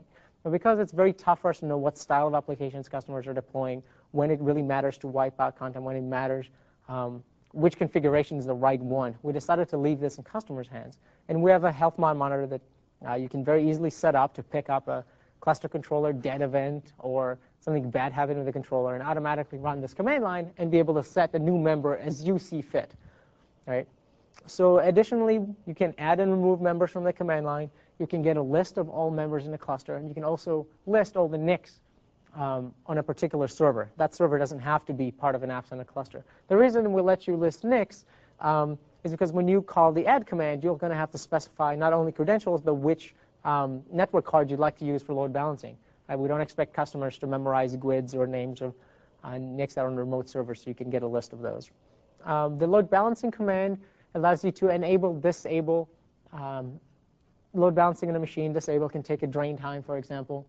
You can set the NLB weight, and you can obtain load balancing status. Now, the command line is completely agnostic to what load balancer you use. Right? In turn cluster services, where you turn around and say, enable load balancing on this device. Right? If you have a big IP box or something, and we support the scripts for that. So that could work with any load balancer. The deployment command allows you to do our command line version of quote-unquote stage deployment, and Martin's going to spend a whole bunch of time talking about that. It allows you to specify source machines, target machines, a list of AppCenter applications you'd like to deploy out there. You can list the ongoing deployments. You can kill a deployment if it's in a killable state. You can enable and disable deployment to a particular member. What that means is you can take members in and out of the synchronization loop. Right? You might have 10 members in the cluster, but you only want 8 of them to be synchronized. The other 2 are for backup or for whatever you'd like to use them. And you can also list the status, remember, with respect to synchronization and deployment. Finally, the CLB command. This allows you to list members you're currently routing to, right, in a COM+ cluster, and you can also set the members you're writing to. Now, set members can take two different parameters, right? You can take a list of members in that business logic cluster, right? Server A, server B, server C, or you could just say auto update. It'll go over to that cluster, figure out everybody that's in there, and auto update the list for you. So we're looking to extend this command line with several new functions that we've got great feedback from the customers, and those will be available in the beta release if we decided to implement them. Again, the command line is secure like everything else in AppCenter, right? You require credentials to do anything such as connect to a remote box, kill a member, add a member, things like that. All sensitive communication and password and stuff is encrypted over those talks. So we took a look at the four key commands that cover the key feature areas of AppCenter. Again, this is really simple to start off with. We're also looking at, as I mentioned earlier, about doing a WMI provider for AppCenter 1.0 that is a complete scriptable, remotable, public and standard interface for interacting with AppCenter on different levels. This is highly unlikely to ship in the 1.0 box, but we're spending a lot of time figuring exactly how this can work and how that could plug into other WMI providers and other OEMs and vendors to take advantage of all these great functionality in AppCenter. Because this is so key to especially integrating with OEMs and ISVs and a whole bunch of other solutions that are already out there, we're spending a whole bunch of time designing it. We don't want to do a quote-unquote half-assed job and ship it when it's not ready, right? We're going to get this absolutely right. There is a chance of us doing it in parts, right? We'll ship part of it in 1.0 and part of it in 2.0, et cetera, et cetera. And you'll be hearing a whole lot about this later on. In terms of performance, so what are we doing to perf test this stuff? Well, it's pretty hard to actually perf test these huge clusters, especially to build them and apply enough load to stress them and measure scalability. And so we have a performance team that spends a lot of time doing this. We have a big performance labs. I think we have over 1,000 servers in it now. Basically, they build dynamic clusters, apply a whole bunch of load, take a whole bunch of metrics, analyze them. We're building some great tools to do this. And amazing enough, we'll make some of these tools available to customers. Are actually fantastic, and you'll hear about those in a separate talk. In terms of performance optimizations, we've highly optimized the replication engine driver. The replication engine and drivers, as you'll hear later on, are two-phase commit. They're like, some of you are familiar with CRS. They work a lot like that. We spend a lot of time optimizing that to make those as fast as possible. We do have an exceptions forwarding list for the request forwarder. So if you know there's certain type of content that you never request forward, for example, you only have HTML files on your sites, right? These are only static files on your website. You don't have TXT files or GIFs or anything like that. We don't have to go through the logic in the request forwarder to take a look at what static files you have, because those never need to be request forwarded, only dynamic ones. So those lists can be optimized for performance. We can also take down the controller, that is, bring it offline, not have it serve any content before any big synchronization. So if you need to sync all of a sudden 250 meg or 2 gig of content to the entire cluster, that's going to suck up a lot of CPU in the controller. If you'd like, if you want the synchronization job to be optimized very, very fast, you take down the controller from serving content, right? You take them out of the load balancing loops. Nobody touches CPU except your synchronization job. We're also going to do a lot of work to recommend cluster sizes for different types of applications. Right? So for some applications, 16 machines is as much as you want to go in one cluster, and then you want to grow another cluster. So cluster of cluster for deployments, and we're doing a lot of work in there as well. We'll be able to recommend or write some white papers. And we'll probably be doing some performance work with many of you guys as well individually and publish some results. So key limitations of the 1.0 release. Granted, as Quentin and Garth said, it's a 1.0 product. Right? We spend a ton of time getting the pipes, the infrastructure done right, so we can really build on top of this moving forward, have a whole bunch of fantastic releases following. So the feature set may not look as comprehensive. Right? We've started with a feature set with maybe 1,000 features, and we can only build maybe 50 of them on top of great infrastructure. So the inability to publish and manage persistent state while the cluster controller is down. Right? This is a single controller architecture. There's no multi-master. So while the controller is down, that is if it's dead, not if it's just offline. If the controller is dead, you can't publish new content to the cluster until you elect the new member in the controller. You can do that automatically, as we've shown. Limited cluster size. Right? This is primarily for testing purposes. There's no way we could say, ship AppCenter 1.0, we support up to 200 members in the cluster. We just can't test that in our labs. It's just, every time we add another server to the configuration we support, our test matrix grows exponentially. Right? So we're probably going to do something like AppCenter supports somewhere between 8 and maybe 16 servers in 1.0. I'm just throwing out numbers. And that's what we've tested and know works and works well. Right? We're probably not going to put a hard-coded limit on how many servers you can add, because that's really going to depend on the type of applications that you're building. Also, as we said, the request forwarder will only support one SSL site. You can update the out-of-cluster forwarding list from a stager. Right? It doesn't happen dynamically for you since we're not consistently polling these other clusters. And component load balancing tier, and we don't have a full awareness of that topology, but again, you can plug that in very easily with health1 in our command line. Other than that, I mean, that's pretty much all I have, right? Just take about an hour and a half of your time. We'll open it up to questions. We can drill down on any particular aspect of cluster services or feature as a whole or the product as a whole. And I see already a question right there. Go for it. Oh, absolutely. The question was, if you don't want to use the request forwarder, can you turn it off and get? Is that right? So the request forwarder supports lots of tweaks and nubbles. It's a nice SAPI filter, so if you completely don't need it or don't want it, remove the filter. It's completely gone. There's absolutely no history of the request forwarder ever being there. But we also have a lot of tweaks on it. So you can twiddle, for example, I only want a request forwarder for sites that use cookies, right? ASP sites that use cookies. Or I only want the request forwarder to be enabled for front page and dev publishing. Or I only want it for this particular VDIR, right? So it supports all this very complex configuration that you can set exactly to your needs, or you can get rid of it completely. Absolutely not have it there. Great question. Go ahead. Do you have plans to support heterogeneous clusters? The question was, do we have plans to support heterogeneous clusters?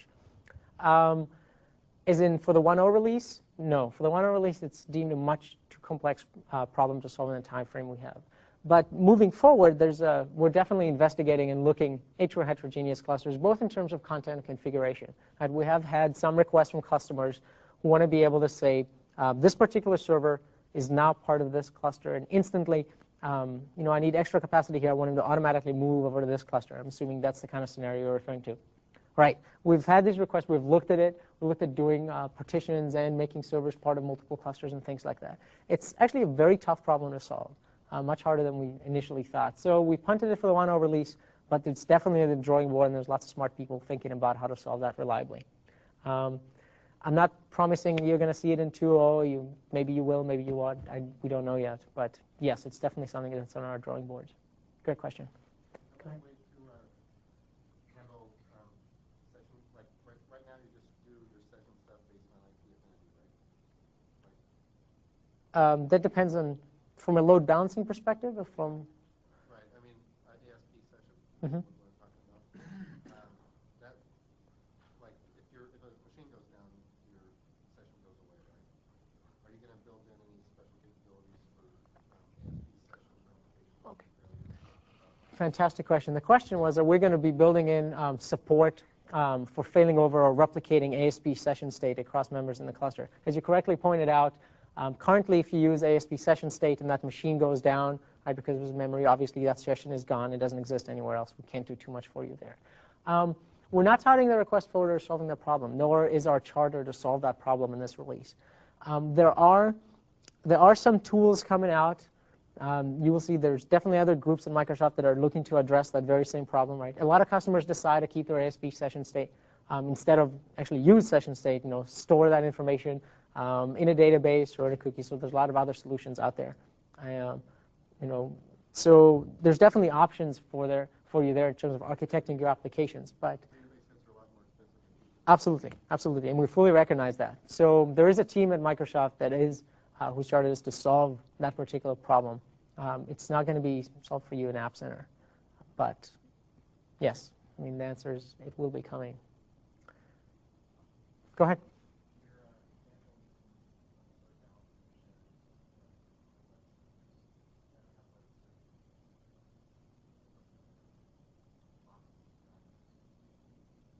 Okay, you're asking if we have. So the question was, and correct me if I'm wrong.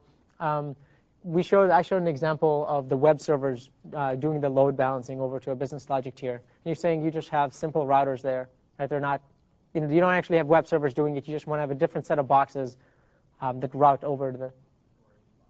Or any box. Or do you need any boxes? Well, yes, you do need something to be able to, to route the request over there. Unlike NLB or most other load balancing technologies, right, CLB runs on the client, quote unquote. Right? You could treat that web server tier as a client of the CompPlus servers. Right? So CLB actually runs on those, and it doesn't really have anything to do with the actual tier where the components are instantiated. Right? We don't install LRCLB bits there or anything like that. So in that respect, and I can drill down into this later. It's a long, long answer, but yes, there's definitely possibilities that you don't have to have web servers or anything like that. Right? You can install the CLB bits on any tier, on any sets of servers, to be able to load balance there and to instantiate the components remotely. There's definitely work you could do there. I'm not exactly sure what your exact scenario or architecture is, but I'd be happy to follow up with you individually afterwards. Yes, there are ways to set that up. Like out of the box in AppCenter, right, when you install an AppCenter cluster, that scenario, those thin clients, is not something we spend a lot of time making work very easily. But yes, it is possible. Absolutely. Good question. It's actually part of the wizard. You'll actually see in the wizard, one of the questions when you'll select a CompPlus cluster, you will choose, do you have thin clients in sessions or actually like full-blown Win32 VB clients who want to do these type of requests? Please.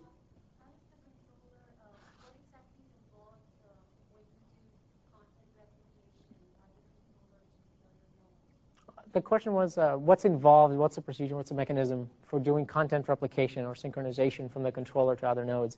The next talk that Martin Sleeman is going to be giving, actually, is in the afternoon. Well, one of the other two talks you'll see today, Martin, who is our program manager for all the replication stuff. He's also the program manager for CLB, so you can ask him many more technical questions I may not have the answers for. He's going to spend pretty much the entire time just talking about how the replication engine works, how the replication drivers plug in, how we do the synchronization and deployment and all that. So I'll let him answer that, just so you can get a much more detailed answer, if that's OK. Please.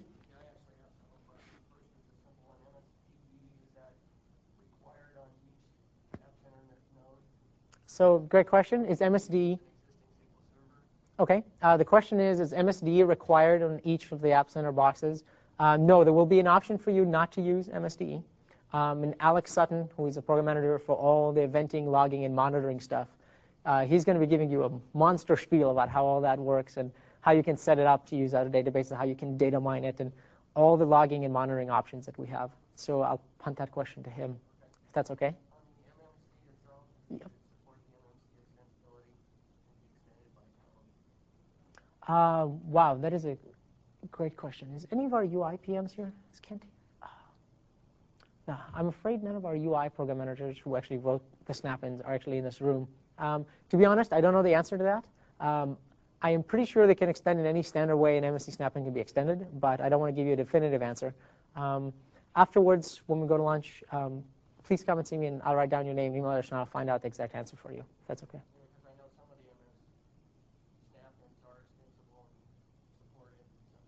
OK, good question. Good question.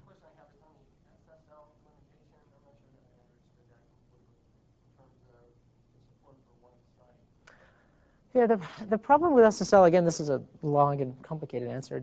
We can drill into much more detail than I'll give here. But you can only have one SSL site that we support for request forwarding over to that SSL site in your cluster.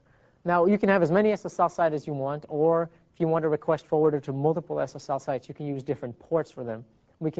A port, for example, is not something that's encrypted in the cookie or anything like that. But there are a lot of technical difficulties with forwarding requests over to servers using SSL, especially because it's very hard to identify on the backplane which server you should actually be forwarding that request to, right? Where that request started. Obviously, there's some renegotiation that has to happen.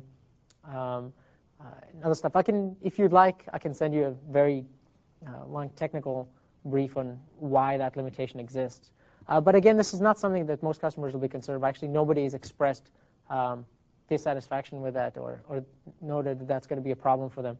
Since they never keep ASP session state for SSL sessions, right? They always do it either in a SQL database and set transaction. If you're using SSL, probably means that transaction is pretty important. So transaction is pretty important. Most people won't keep it in ASP session state anyway. But yes, please, if you do want the full-blown analysis on why that happens, I can send you over a tech brief. Go ahead, sir. We're hearing from customers that they don't want to use a lot of protocols in their websites, and they want to open very limited ports across their routers, things like not running Microsoft networking, not enabling RPC, etc. Can you talk a little bit about what network services are used in this and that kind of question? Sure. The question was, a lot of customers are saying they want to limit the number of network protocols that are exposed in their clusters, right? They want to limit the number of network protocols bindings and the ports that are open and locked down on security. Absolutely. No question. Every customer we talk to is extremely interested about locking down their system, right? Open up as few ports as possible and make as few network protocols bound. Most of the ports we actually open only one port. And the only reason we do that is for content and deployment and replication. And Martin is going to talk exactly on how we secure that, how we make that very simple to manage, and why that's not going to be a problem to pretty much all customers. So I'll let him answer that specific part. With respect to, I've talked about reliable name resolution, right, how we require NetBT to do that on the back-end management NICs. We actually also did a survey of all our, our RDP and Insider Group customers. Not a single one, one gentleman out of 60 indicated that they may have a management problem with binding NetBT only on the management NICs. But again, we don't require that. If you don't want to use it, it's no problem. Don't bind it. We won't use it. We'll use DNS and WINS and etc. So in that respect, yes, we only use NetBTs and for reliable name resolution, you can get rid of it if you want to. We only open up one port, so for doing deployment and replication and things like that. Martin will talk about how we lock that down and why that port is opened. If you want to use the MMC or the web admin, the web shell, we have, it's on port 4242 at the moment, just some random port. You can very easily disable that and turn off access to your web-based administration from the internet side. Right? A lot of customers are very interested in doing that. Right? They don't want to offer the admin tools on the web. But good, great question. Also, please.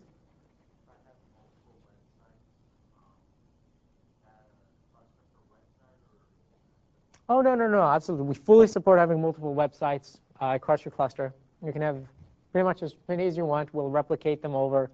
We'll make sure they look exactly the same and function exactly the same across the cluster. The question was, I'm sorry, I forgot to repeat it, is can you have multiple websites on a cluster, or do you need a cluster per website?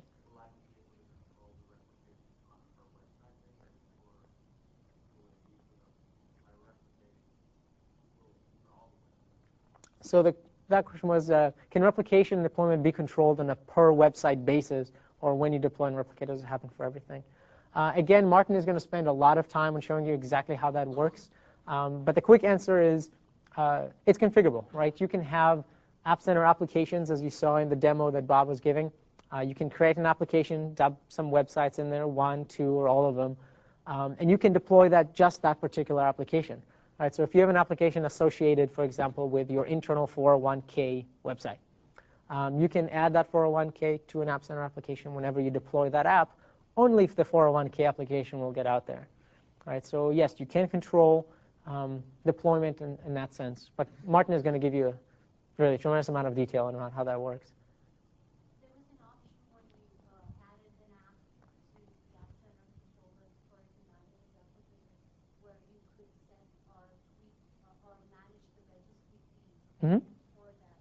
Do you have to actually manually go and add the registry feed to the controller, or how does that work? So the question was, in the demo Bob was showing, when you create an application, one of the options in the application resources were registry keys to make it part of that app on the controller. And the question was, do they have to be manually managed or not? Again, Martin is going to talk about all that goodness to do with deployment and replication. But in general, you only have, there's no real way for us to find out, easy way and reliable way, which reg key is associated with a particular application a customer wrote. I'm sorry? Sure. The deal is, in the 1.0 release, we have 6 or 7 replication drivers. But for each of the different type of stores in your system, and Martin will again go into lots of details about them. So, file system, COM, registry, metabase, certificates, etc. We all support replicating that. We don't support things like MSI files right now. Replicate those across and install them and make sure the install went correctly. We're totally geared towards web applications that are composed of the components that I was just talking about. So in that sense, I don't believe we will automatically go and query the install script for you, and et cetera, et cetera. However, once you specify those reg keys once, right, you never have to touch it again. Right? Whenever they change, we'll auto-replicate them, and they'll be taken care of through every deployment and synchronization. And Martin may mention some ways to be able to extend how you define an application programmatically. Does that answer your question? I hate to be kind of avoiding. I'd really want to leave until you really get the full drill down how that works. It'll really help understand it. Please.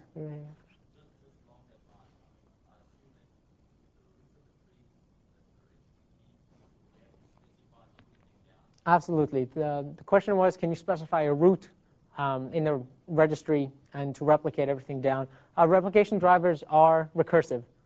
So you can't say, I want this metabase node and everything underneath, or this directory in the file system and everything underneath. Yes? Please. Mm-hmm. On any so the question was about auto-replication and synchronization.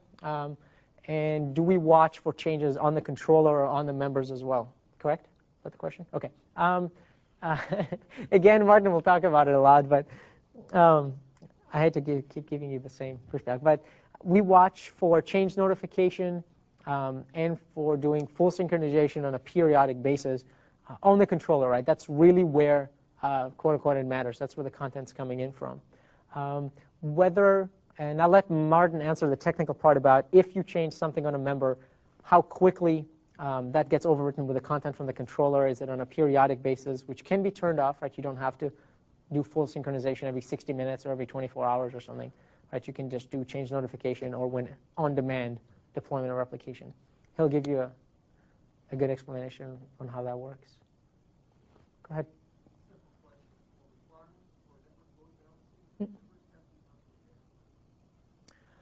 I know. Good question. Good question. So the question is, for network load balancing to take advantage of NLB, do the members have to be running an advanced server? Wow, there's no marketing guy here to help me pitch this. So I'll take a stab and maybe I'll get fired again. Happens like every week, I promise you. So network load balancing NLB does ship in Advanced Center and Data Center. It does not ship in server. However, it has been communicated to us very, very clearly that that is a serious adoption problem. Right? Advanced server costs significantly more than servers. I'm sure most of you know that. And it's a pretty high price to pay just for that if you just want NLB. Right? I don't remember the exact difference figure, but it's pretty big. So we're spending a lot of time right now trying to figure out what makes the most sense for customers in 1.0. Can we do some sort of bundling package for NLB where, or can we, what can we do with OEMs to work out that issue? I don't have a definitive answer for you. I'm not going to say, yes, we will require advanced, or no, you could get it with AppCenter server, or anything specific like that. But we're definitely working on this issue. There's a lot of churn going on. There's a lot of reviews, and a lot of management is talking about what we can do in terms of pricing and deployment for NLB. And that may be, it may be nothing, right? It may be that we find out that, yes, we do absolutely have to require advanced server. But it may not be. We're working on it. It's something we're spending a lot of time on, actually, right now. Great question. Very good. Can a cluster of clusters be separated across or deployed across a WAN? So yes, for all practical purposes, sure. You can have a cluster in San Francisco, a cluster in New York, and a cluster in Czechoslovakia. That's great. And I'm assuming what you want to do is be able to deploy content to all these clusters or be able to manage them remotely or anything like that. So you will be able to deploy absolutely remotely through firewalls, through routers, across WANs, et cetera, as long as there's a route to get there. You cannot have members of the same cluster be, you cannot have one cluster where there's a member in New York, a member in Tokyo, and a member in London. Right? That isn't going to work. Or actually, I'll take that back. It may work. we're not going to test it. So, but yes, you can definitely have clusters that are geospatially or geographically distributed. And Martin will actually go into how deployment works in that scenario.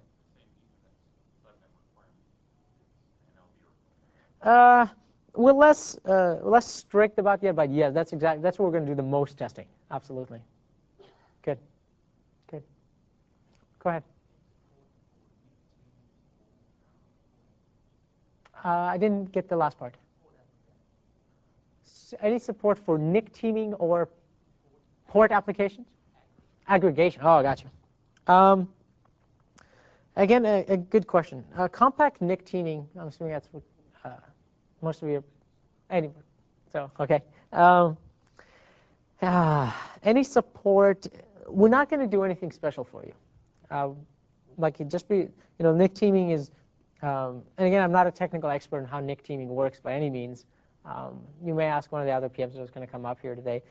But we are going to be testing that scenario to make sure that it's supported or not supported, so we'll make it very, very clear when we ship. At the moment, I don't have a definitive answer for you, simply because we haven't built a lot of clusters with NIC teaming in there to see what kind of problems we run into. We don't do anything special in terms of, it's inherent, like we have to go out and break the implementation of NIC teaming in customer sites. But off the top of my head, I would say yes. That scenario will probably be supported. We're definitely going to test it, and it's definitely going to be something we'll discuss in documentation or KB or wherever.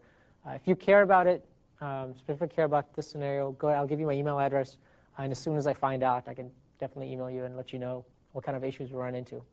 Is this something that's very important to you, or customers really interested in doing NIC teaming? OK, good. That's great feedback for us to take back and hammer on. OK, goodness.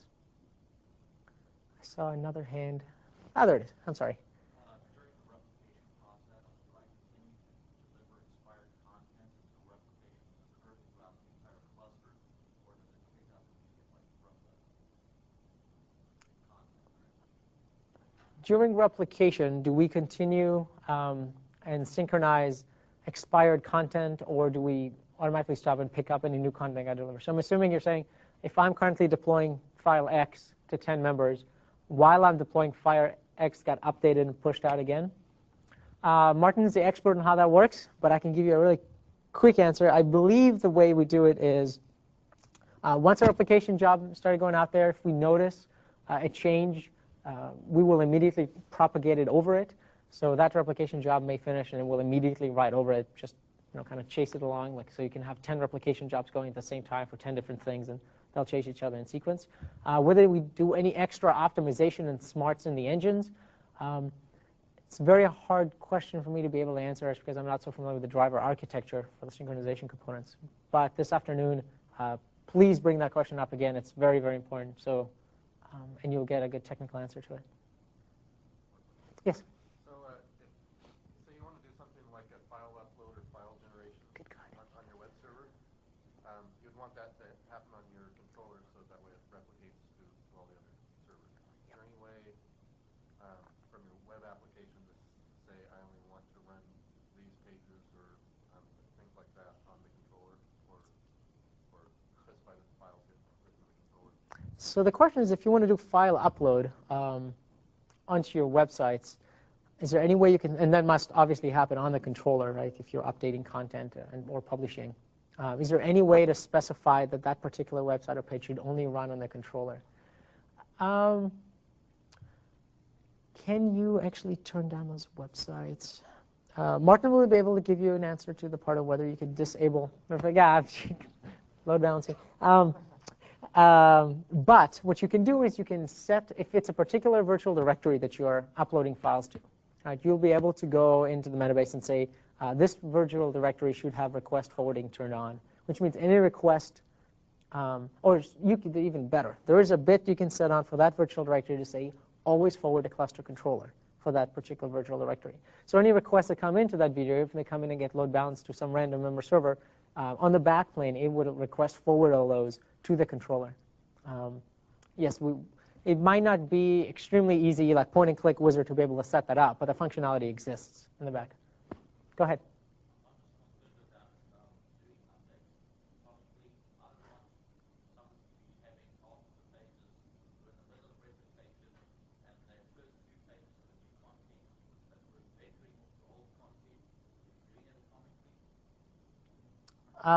Yeah, there you go. That's a great answer. So the question was about atomic updates. Very simply, I mean, you can always do kind of like poor man's version of stage deployment, where you can take members offline, deploy the new content and the COM components, make sure it's all there and working, bring them back online, and that will avoid those type of problems. But I'm sorry? Not necessarily. You can also be pushing that content out from the controller and tell the controller, take these guys off, deploy content to them, bring them online. But again, please, I hate to keep saying this, but I feel bad. But please ask all the content replication and synchronization stuff when after you hear the great replication talk. Go ahead.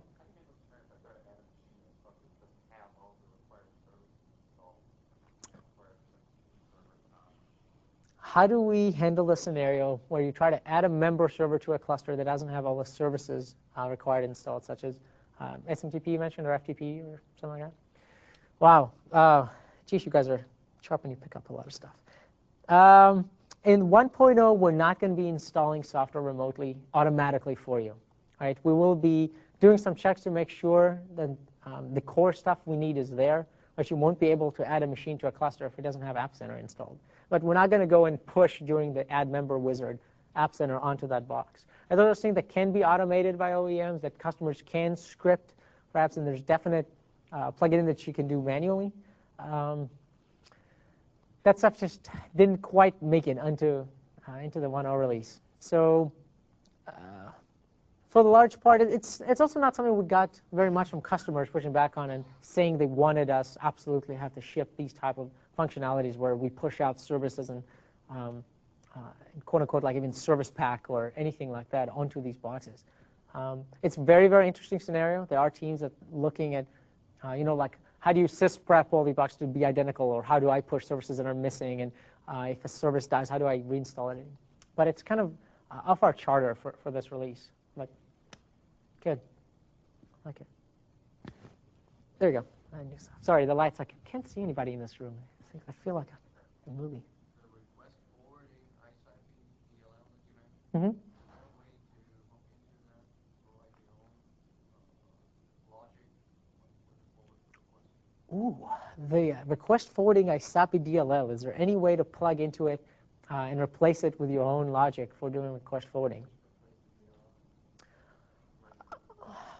Well, there's a couple of parts to that answer, and we can take it offline if we really want to get into nasty detail. But obviously, you can rip out our ISAPI filter and put in your own. Right? Our ISAPI filter is pretty much really nothing to do with AppCenter for all practical purposes. Right? It's a request where it sits there, listens for the request. It knows based on some bits we set in the metabase on a per v side or a global basis, what decisions to make depending on the request type, like if it's requesting an ASP file or requesting an ASP file for a virtual directory that has request forwarding enabled, etc. You can always replace the DLL with code you write, right? And it seems, from an AppCenter point of view, like we don't even see it, right? We don't even know it's there. Our UI turning on and off bits obviously isn't going to be fully integrated with your DLL. Right? We don't have this notion of extensible support for those ISAPI filters that you'll be able to plug in your own UI for configuring yours, etc. But there's nothing that prevents you from ripping out the DLL or the ISAPI filter and replacing it with your own. It's definitely possible, but it's not a fully supported scenario where we have all the docs to tell you how to do it and these kind of things. But that's actually very interesting, because I don't actually believe we even have a specification document how to do that. That's definitely something we should think about. Good feedback. I like that. Good. Awesome. Go ahead. That's what I think. So currently, the NLP actually only keeps and monitors to serve, the service, right? So am I understanding right that based on the health monitor and the other WMI scripts that you're going to provide, you're actually enhancing the functionality of network itself, like being able to monitor services, get performance, Excellent, excellent question. So absolutely correctly and insightfully pointed out, NLB only does health, quote-unquote, monitoring on its Ethernet packet sort of heartbeat level. This is my sign that I should get out of here or I'll get fired yet again. So do we enhance all that functionality via HealthMon and our heartbeats and all that? Absolutely. NLB provides you the bare minimal, I'm an idiot network driver. Yes, I see the heartbeat. No, I don't see the heartbeat. There's a monstrous amount of added value put on top of it that Alex is going to spend a good hour talking about. How it works, how you can plug it in from layer 4, 5, 6, 7 to do monitoring and sort of connect that and relate that to load balancing at layer 2 layer. So the answer is yes, and you'll get 100 slides or so on how that goodness happens. One more question? Over there? Yes or no? Okay, last question.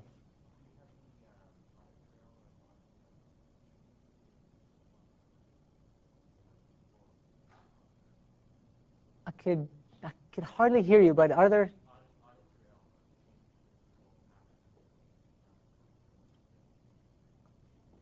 Oh, very interesting. Do we have any audit trails or logging for any cluster, for changes people make on the cluster? The answer is both yes and no. There are definitely things that we keep track of. Right? There's definitely events that we fire when we notice certain things occurring, and when certain actions are performed or certain conditions are met. There are, we're definitely not touting a full-blown content management system where you can roll back stuff or notice every single little thing that got changed with respect to content or configuration. However, you can very easily set that up manually. Right? We have this, as you'll hear in great detail, this event log that rolls up lots of different event logs. Right? We'll roll in NT event log and IS logs and a whole bunch of other logs into one central location. You can fire events we listen to. We will log those by category and service, etc. So you could definitely pump in that kind of infrastructure and be able to harness that power. But out of the box, there's certainly certain things we log and keep track of, and there's many things that we don't. But please let us know if there are any particular things that we've missed on that. That's a great area for us to get into. Thanks, Ori. So that's it for me. My email address was at the very top of this presentation. If you have any questions that I didn't answer, feel free to jot that down. I'd be more than happy to follow you individually and answer your questions. Go have a great lunch and a good afternoon. And definitely drill down Martin and Alex and everything you ask me. Don't wimp out. They have lots of great detail for you. Cool.